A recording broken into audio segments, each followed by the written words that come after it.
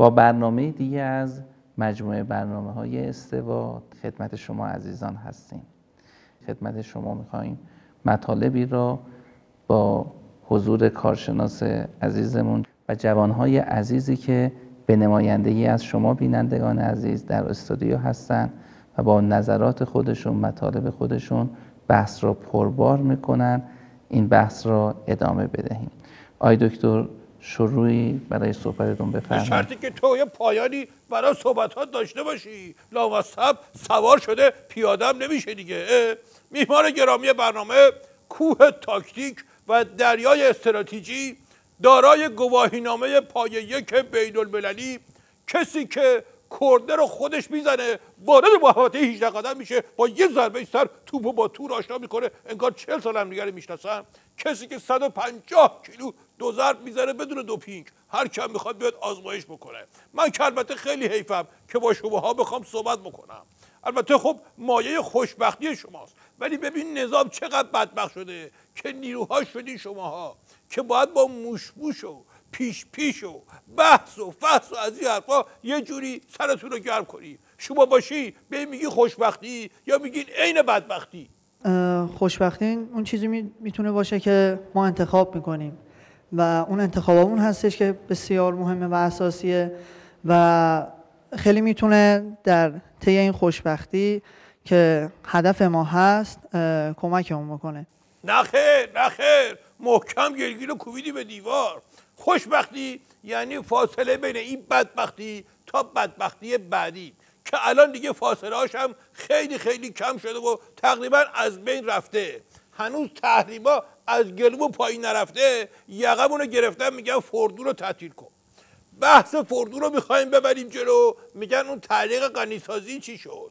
اون رو جمع جور میکنیم، بشار زنگ میزنه آی افتادم. خلاصه موندیم کی میخواد مقام عظما رو جمع جور بکنه. اینطوری که اوضاع داره پیش میره همه چی ممکنه سرنوشت شوم یا برای ما رقم بزنه. ما رسیدیم آخر شاهنامه، یه دورم زدیم، ایشون تازه میپرسن که نقش لیلی رو کی بازی میکرد. برو تو بحث دیگه. ابتدا از جوانهای عزیزی که در استودیو هستن خواهش میکنم. تو لازم نکرده خواهش بکنی، بعد عمری هم که بخواد حرف بزنه از اونا خواهش میکنه.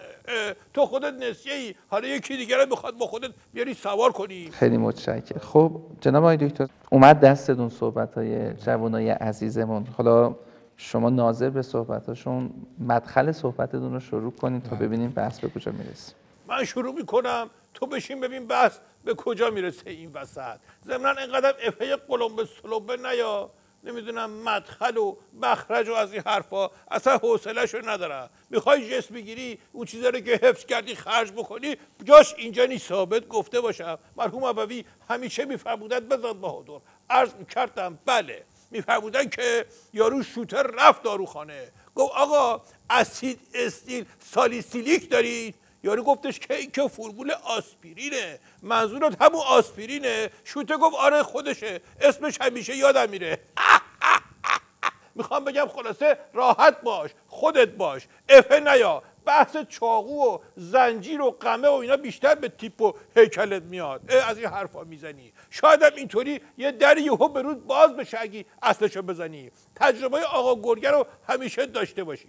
رفت در خونه بزبز قندی رو زد. شنگول گفتش که کیه؟ گرگه گفت منم، خود آقا گرگه. شنگول و منگول و حبه انگور تحت تاثیر صداقتش قرار گرفتن، در رو باز کردن.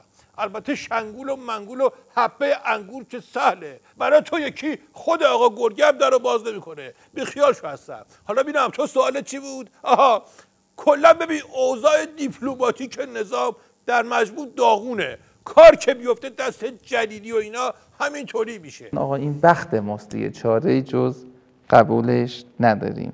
آره به نظرم بهتره که کلا کار دیپلماتیکو از این حرفا نکنی. اصلا وزارت خارجه نداشته باشیم، خرجش خیلی بیشتر از دخلشه. ما که فعلا فقط با خودمون رابطه داریم، با کشور دیگه رابطه نداریم. بی خودی برای چی اینقدر خرج و دخلمون رو بزنیم به هم؟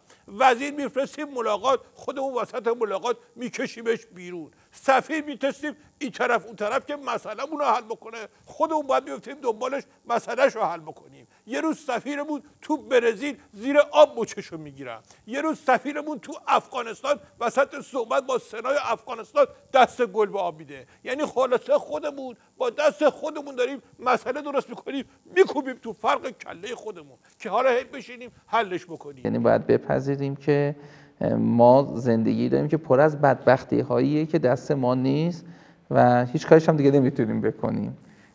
تو هم که هی زیر حرفای ما اکو میدی. من خودم گفتم میگه لازم نکرده تو دوباره هی تکرارش بکنی. حال آدمو میگیره میکنه تو شیشه. بهتره به جایی که دعا کنم یه مجری باشعور گیرم بیاد خودم بشم مجری.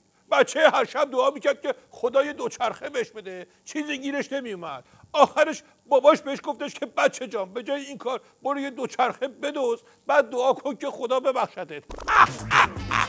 پاشین بریم بیرون، حوصله‌تون رو ندارم.